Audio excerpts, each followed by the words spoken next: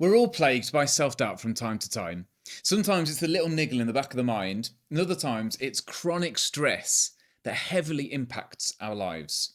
After helping many people work through these situations, I realised that the solution that many people use for overcoming self-doubt actually often makes the situation worse.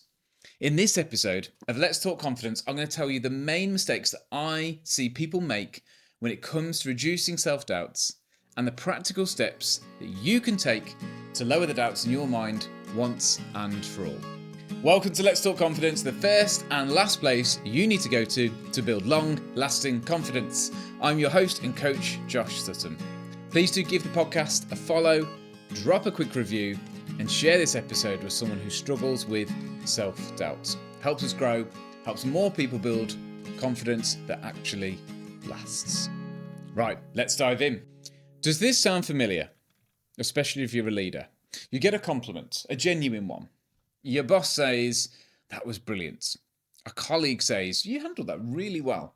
A team member messages you after a meeting saying, "Thanks for backing me up in that meeting. I really appreciate it. It meant a lot." And on paper, that should be the moment that your confidence skyrockets. Your self-doubt shuts down and you walk around like you finally cracked it. But what actually happens? You smile, you say thanks, maybe feel a little boost for 30 seconds.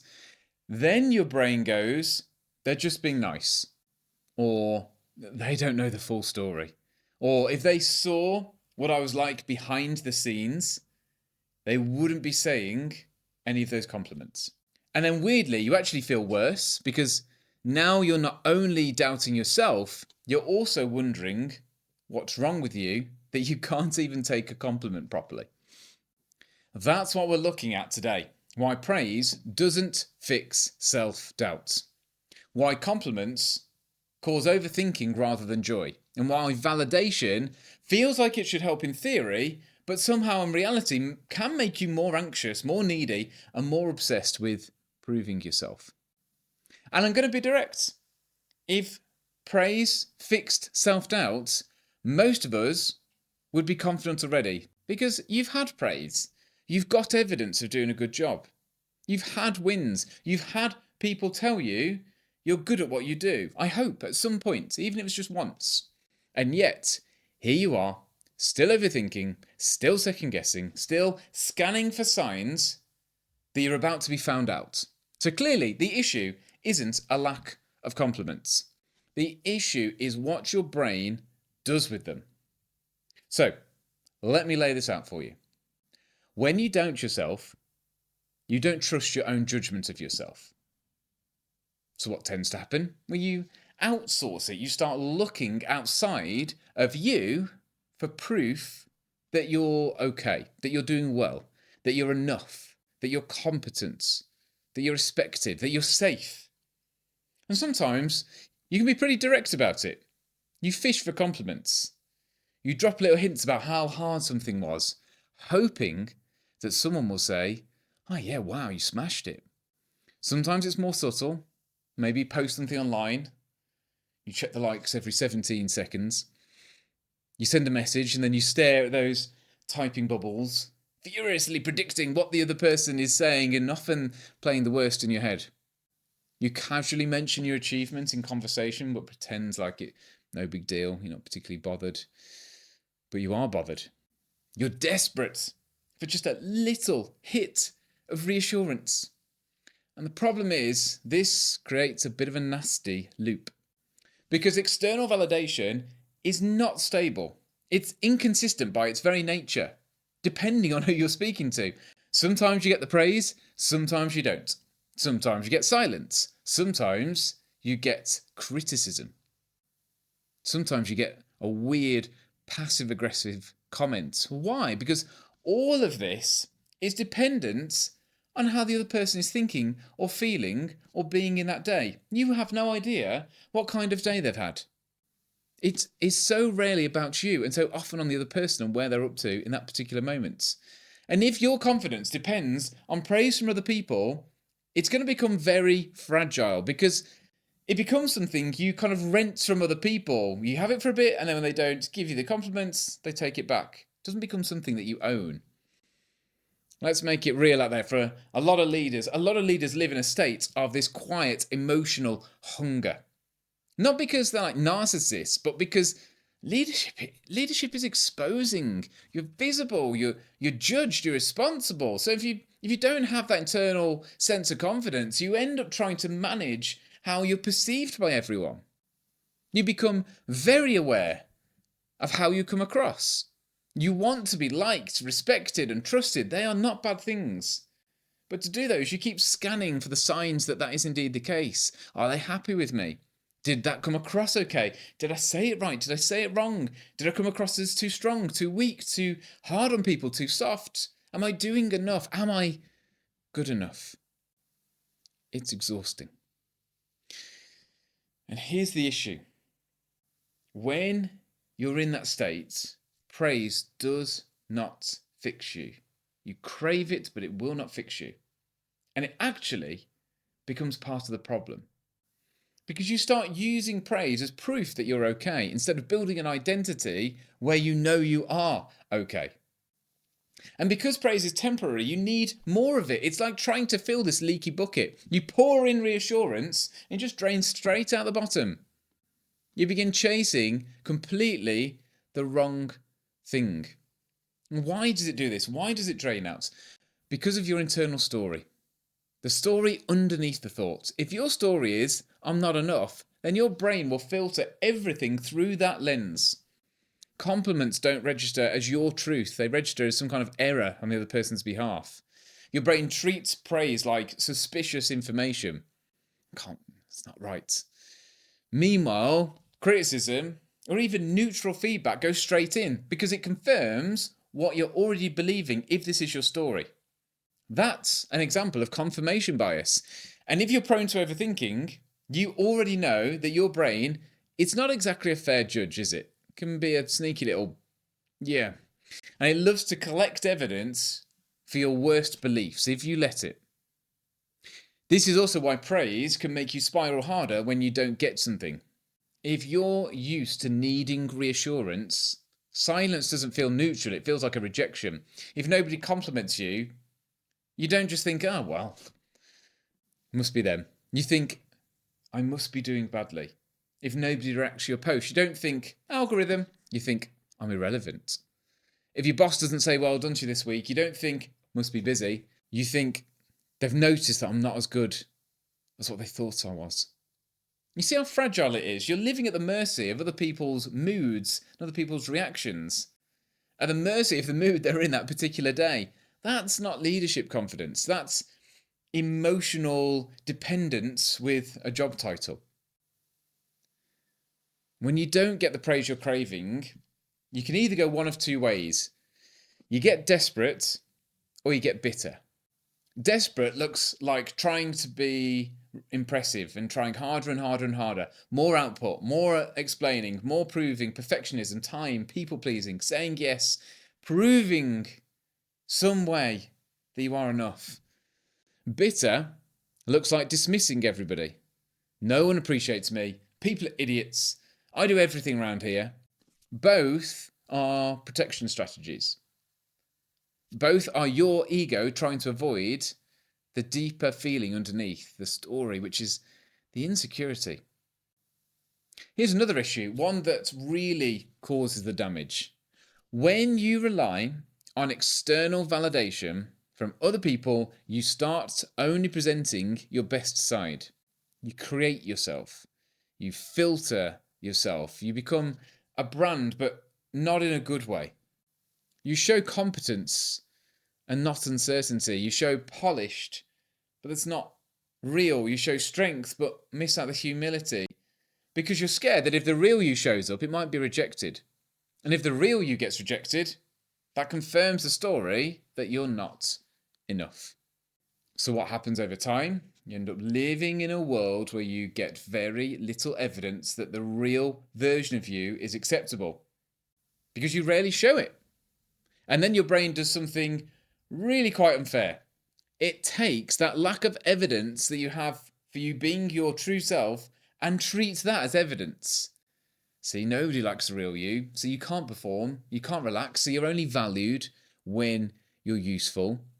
And round it goes and gets worse and worse. And this is particularly damaging because now you're getting even further away from your truth, building an evidence case against your true self in the process.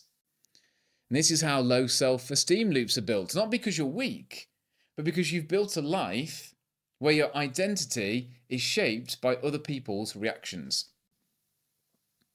You don't trust yourself, so you chase praise. You chase praise, so you perform. You perform, so you hide the real you. You hide the real you, so you never get the evidence that the real you is safe, worthy, enough.